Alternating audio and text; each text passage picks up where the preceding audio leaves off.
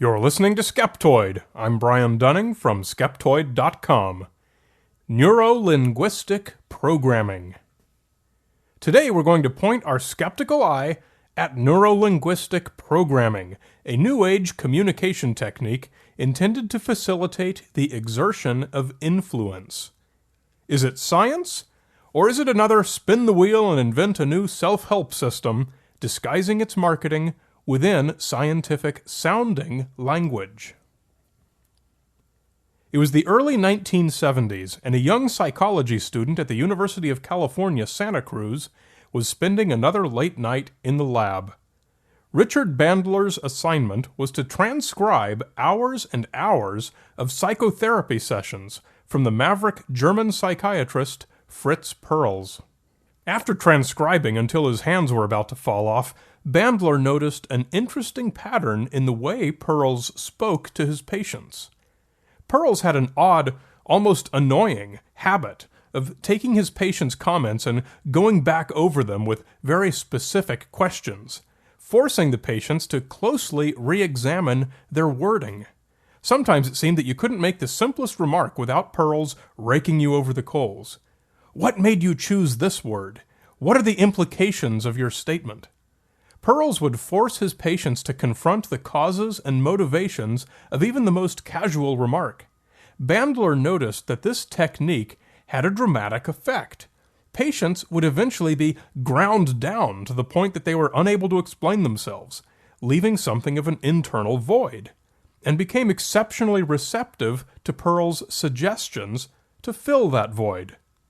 Rather than resenting what might be called harsh cross-examination, patients instead tended to embrace the process, and Bandler found that, taken as a whole, Perls' technique seemed highly effective. Bandler reported his discovery to John Grinder, who was a linguist at Santa Cruz. Grinder was intrigued. The two discussed Bandler's findings at great length and decided to look for other incidences of the same pattern. They found them in the psychotherapy sessions of pioneering family therapist Virginia Satter. Believing that they'd stumbled onto something significant, Bandler and Grinder documented and codified the technique and named it the Meta Model. Built largely around the Meta Model, the two men published the first two of many books to come in 1975. They heralded their discovery as a breakthrough in psychotherapy that would, quote, help people have better, fuller, and richer lives. Keep in mind that this alleged breakthrough in psychotherapy was created by an undergrad and a linguist, neither of whom was a psychotherapist, though Bandler did go on to get an M.A. in psychology. They then built upon their meta model with a very different communication technique that they learned by studying the work of hypnotherapist Milton Erickson. Erickson's style was the polar opposite of the high pressure of the meta model. What he did was to give general suggestions to his hypnotherapy clients. He wouldn't give specific directions like, you feel happy. Instead, he'd give a suggestion like, you're free to feel this way if you want to. Not put the cup on the counter, but consider other places you might like to put the cup. Somewhere over there, for example. In this way, Erickson was able to guide the client through to his desired destination, but by leaving all the specific steps to get there up to the client, thus empowering them. Bandler and Grinder called this the Milton Model. They found both to be effective tools for influencing others. Together, the Meta Model and the Milton Model formed the basis for what they came to call neuro-linguistic programming. Bandler and Grinder were up to 5 books by the time they published their Milton Model, and from then on, their subsequent books covered their whole umbrella of neuro-linguistic programming, shortened to NLP. By now, the books were being published by Bandler's own publishing company, Meta Publications. They also offered training workshops and classes, marketed at first through psychology trade publications, but it turned out their business came not from the industry, but from business managers, sales professionals, and New Age enthusiasts. NLP grew from the same roots and shared many of the same customers with est and Esalen, also located in the same region around the Northern California coast. Throughout the 1970s, such groups peddled self-help philosophies typically ignored by the mainstream. Bandler, Grinder, and the group of associates that grew around them became wealthy and successful, until the early 1980s when trademark disputes, mutual lawsuits, and Bandler's trial for the cocaine-fueled murder of a prostitute, for which he was acquitted, caused all the NLP leaders to splinter off from one another. Today, the term NLP is in the public domain, and most of the original founders still publish their own material and teach their own classes using the term, but there is no one organization that owns the trademark. I've read a fair amount about NLP, and my analysis of the meta model is pretty simple. I'd describe it as a confrontational manner of speaking, intended to dominate a conversation by nitpicking apart the other person's sentences. For example, if it's a good day and all is well, I might be inclined to make an offhand general comment like, "I feel pretty good today." The meta model response to that is, "What specifically makes you feel good?" And I don't really know. I don't really have a single specific answer. And whatever I do come up with gets attacked the same way. Exactly why does that make you feel good? And suddenly, I'm on the defensive. I'm being made to feel that I'm in error. The position I've taken is revealed to be unsupported, and now I'm putty in the NLP guy's hands. Basically, it's being a condescending jerk in the way you talk to someone, in order to exert influence. That's the meta model. It's not psychotherapy, it's high-pressure sales. The Milton model takes a different road to the same destination: low-pressure sales.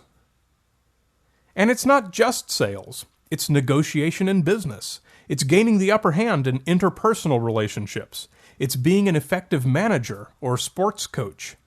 But, and this is the big but, despite the claims of those who sell NLP books and seminars, it is not part of modern psychotherapy. Russia and the UK do have professional associations of NLP practitioners, but these are composed largely of people selling books and seminars, and only rarely of credentialed psychiatrists. In 2005, the Australian and New Zealand Journal of Psychiatry published the results of a comprehensive study of all the publications regarding NLP and similar modalities, which it grouped together under the term power therapies. The article states, "Advocates of new therapies frequently make bold claims regarding therapeutic effectiveness, particularly in response to disorders which have been traditionally treatment refractory.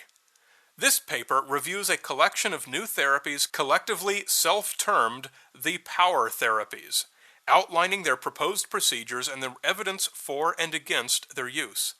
These therapies are then put to the test for pseudoscientific practice.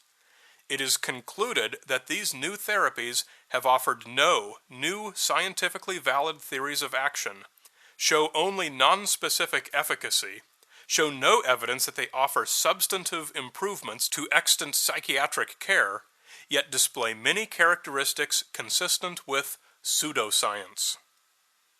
It seems the only mentions of NLP to be found in mainstream journals are critical, when they can be found at all, outside of the hypnotism and other fringe journals.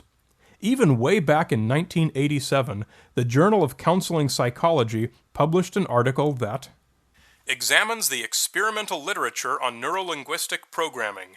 The authors concluded that the effectiveness of this therapy was yet to be demonstrated.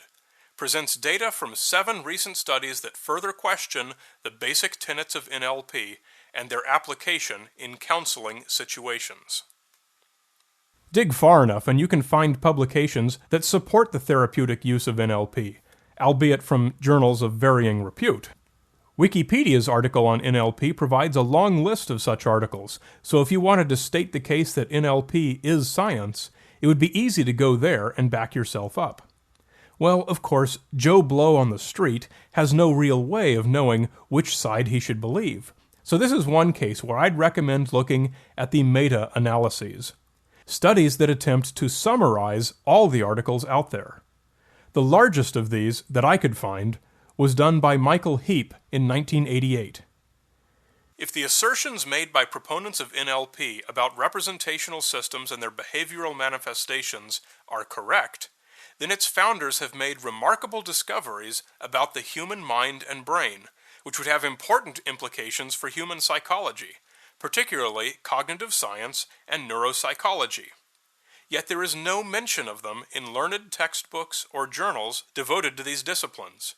Neither is this material taught in psychology courses at the pre-degree and degree level. Heap also found that when he asked colleagues about NLP, they generally hadn't even heard of it. Whatever else you want to say about NLP, the fact is that it is not part of mainstream psychology.